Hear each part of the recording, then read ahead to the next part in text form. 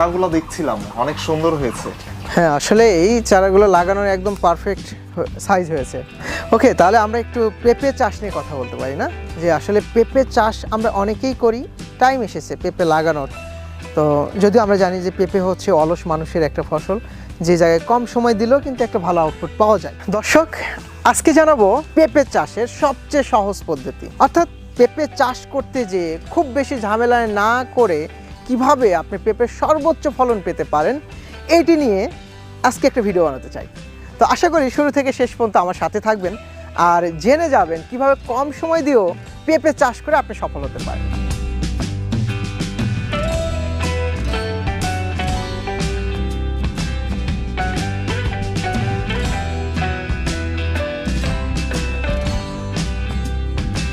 তাহলে আপনি আমাকে বলেন পেঁপে চাষের সবথেকে উপযোগী সময় কোনটা এবং সবথেকে সহজ পদ্ধতি অবশ্যই বলবেন। পেঁপে চাষ হচ্ছে আমরা দুইটা টার্গেটে করতে পারি, একটি হচ্ছে সবজির জন্য আর একটি হচ্ছে ফলের জন্য। তো বেসিক্যালি হচ্ছে আমরা যারা সবজি টার্গেট করি, আর্লি মার্কেট চিন্তা করি, তারা কিন্তু সেপ্টেম্বর অক্টোবর মাসে পেঁপে লাগানো হয়। পেঁপের সিজনটা হচ্ছে দেখেন আপনার ফেব্রুয়ারি 20 তারিখ থেকে মার্চ মাসে একদম পুরোটাই লাগানো যায় পেঁপে, একদম পারফেক্টলি, কোনো সমস্যা হয় না। এটা এপ্রিল পর্যন্ত কিন্তু কন্টিনিউ করা যায়। আর এই সময় যে পেঁপের গাছটি লাগানো হয় সেটা কিন্তু গ্রোথটা অনেক ভালো হয়, ফলনও বেশি হয়। মার্চ এপ্রিল মাসে সবথেকে সহজ উপায়ে পেঁপের চারা লাগানো যায়, তাই তো? জি, মার্চ এপ্রিল মাস হচ্ছে সহজতম মাস, যে সময় বৃষ্টিও নাই আবার শীতও কম। যে কারণে কিন্তু এই সময় পেঁপে লাগালে মানে জাস্ট একটু যত্ন নিলেই কিন্তু পেঁপের ফলনটা বেশি পাওয়া যায়।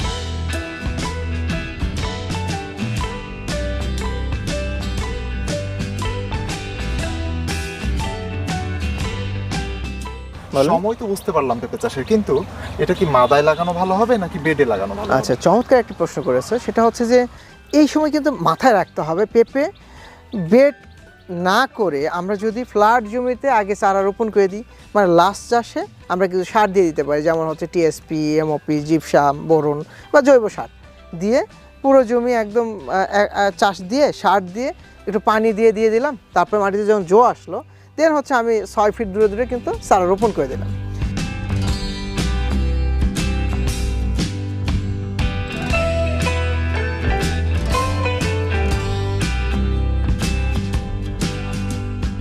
এরপরে যখন চারাটা লেগে যাবে, হ্যাঁ, মানে গাছের বয়স হয়তো 15 দিন, 20 দিন বা 25 দিনে যখন চলে যাবে, তখন গাছে কিন্তু একটা সাইজ চলে আসবে, এমন সাইজ। ওই সময় আপনি সার দিয়ে আবার গোড়াতে গাছের গ্রোথের উপর ডিপেন্ড করবে যে সার লাগবে কিনা। ওই সময় আমরা পটাশ, একটু ডিএপি, একটু দেখা যায় যে জিপসাম দিয়ে সুন্দর করে, এটা সবসময় মাথায় রাখতে হবে পেঁপে চাষের ক্ষেত্রে 1 ফিট দূর দিয়ে আমরা সার ছিটিয়ে দিয়ে পরে ওই সুন্দর করে ডাঁড়া টেনে বেড করে নিতে হবে। তাতে হবে কি যে বর্ষার আগে আমরা যদি গাছটাকে ড্রেনের ব্যবস্থা করে দিই এবং বেডটা উঁচু করে নিই, তাহলে গাছের গ্রোথটা ভালো হবে। আর এই ক্ষেত্রে আরেকটি বিষয় যেমন যেটা ঘটে সেটা হচ্ছে যে বর্ষার টাইমে কিন্তু পেঁপেতে আমরা অবশ্যই মালচিংটাকে অ্যাভয়েড করবো, মালচিং দিবই না। আমরা সেপ্টেম্বর অক্টোবরে পেঁপে লাগাইছি, তারা যারা বর্ষা শুরুর আগে এই মালচিংটা সরিয়ে ফেলতে হবে, এবং এখন যারা আমরা পেঁপে লাগাবো তাদের ক্ষেত্রেও কিন্তু মালচিং দেওয়াই যাবে না।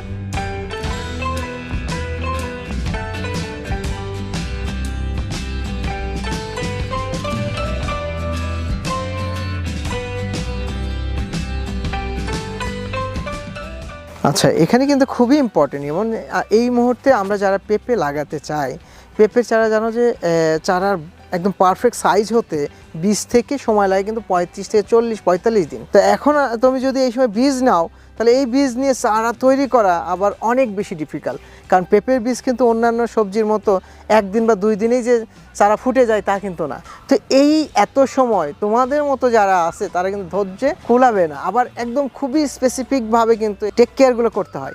তো এই জায়গাতে কিন্তু মানে চারা নিয়ে লাগানোটাই পারফেক্ট হবে।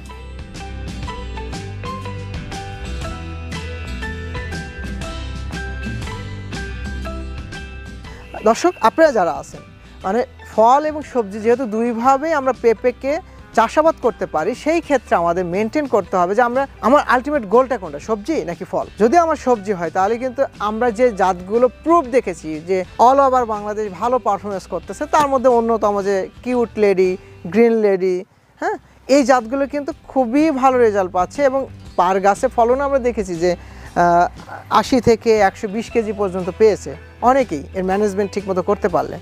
আবার আমরা যারা ফলটাকে চিন্তা করতেছি তাদের জন্য কিন্তু সুইট বল এবং রেড কি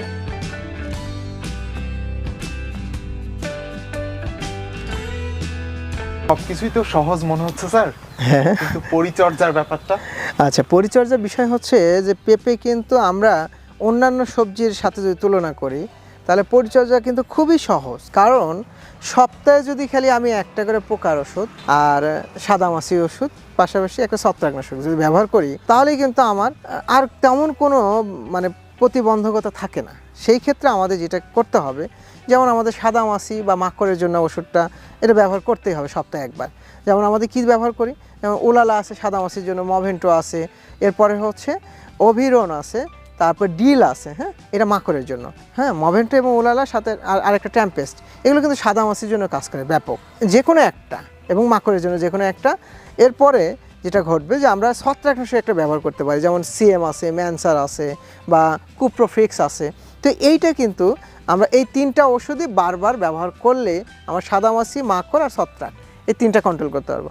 এরপরে যেটা থেকে যায় যে পেঁপে দেখা যায় গাছের গ্রোথটা অনেক সময় কমে যায় বা গাছের দেখা যাচ্ছে গ্রোথ ঠিকমতো হচ্ছে না, মনে হচ্ছে মাথা কুকড়ের মতো মনে হচ্ছে, ওই সময় কিন্তু আমরা মাঝে মধ্যে কপার বা ক্যাব্রিওটপটা ব্যবহার করতে পারি। মানে কপার বলতে চ্যাম্পিয়ন আছে, তারপরে হচ্ছে বাতির আছে, তাই না? এই বাতির মানে কপার হাইড্রো অক্সাইড বা কপার অক্সিক্লোরাইড গ্রুপের যে ওষুধগুলো আছে এটা ব্যবহার করব।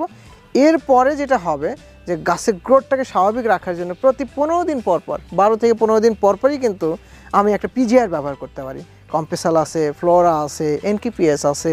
তো এইটা আমরা যখন কন্টিনিউয়াস করব তাহলে আমাদের কি হলো যে 5 থেকে 7 দিনের মধ্যে আমার যেটা ঘটতেছে পোকামাকড় আমি দমন করতেছি, ছত্রাক দমন করতেছি। গাছের গ্রোথটাকে স্বাভাবিক রাখার জন্য কিন্তু আমি একটা পিজিআর ব্যবহার করতেছি, তাই না? পিজিআরটা হচ্ছে যে কম্পেসাল, ফ্লোরা অথবা এনকিপিএস, এইটা ব্যবহার করলে আমার পেঁপে চাষের যে ঝামেলাটা আমার কিন্তু একদমই কম।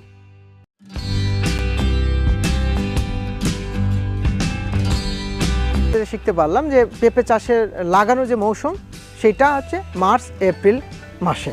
সময়ের পরেই আসে বেড না মাদাই করব, তো আমরা জানতে পারলাম যে আমরা এই সময় মাদাই চাষ করতে পারবো। আর একটা ব্যাপার আপনারা লক্ষ্য করবেন, এরপরে যেটা হয় যে আপনি বীজ কিনবেন নাকি চারা কিনবেন। এখন চারা যেহেতু তৈরি করতে সময় লাগে 35 থেকে 40-45 দিন পর্যন্ত, সেই ক্ষেত্রে আমরা বলেছি যে আপনি চারা কিনবেন। আর এবং হচ্ছে একটা ছত্রাক দমনের জন্য 3টা ওষুধের নাম বলেছি, মভেন্টো, ডিল এবং হচ্ছে ম্যানসার বা সিএম। এই 3টা ওষুধ আপনি কিন্তু কন্টিনিউয়াস ব্যবহার করতে পারেন একদম মেজর কোনো প্রবলেম না হলে 5 থেকে 7 দিন পর পর। আর গাছের স্বাভাবিক বৃদ্ধির জন্য, গাছের গ্রোথটা ভালো হচ্ছে না, গাছের গ্রোথ আরও ভালো লাগবে, সেই ক্ষেত্রে যেটা করতে পারেন একদম 12 থেকে 15 দিন পর পরই কিন্তু পিজিআর ব্যবহার করতে পারেন। সাথে যখন ফুল চলে আসবে, ফলে গুটি হয়ে যাবে, তখন কিন্তু এই পিজিআরের সাথে কিন্তু আপনি সোলোবর বোরনটা কিন্তু ব্যবহার করতে পারেন, এতেই আরাম। তো এই ছিল পেঁপে চাষের সব থেকে সহজ পদ্ধতি। আর এই সহজ পদ্ধতি অ্যাপ্লাই করে আপনি নেমে পড়তে পারেন পেঁপে চাষে এবং সম্পূর্ণ ঝুঁকিমুক্ত একটি পেঁপের বাগান করে আপনার কিছু বাড়তি আয় করার জন্য যথেষ্ট হবে এই ভিডিওটি। তাহলে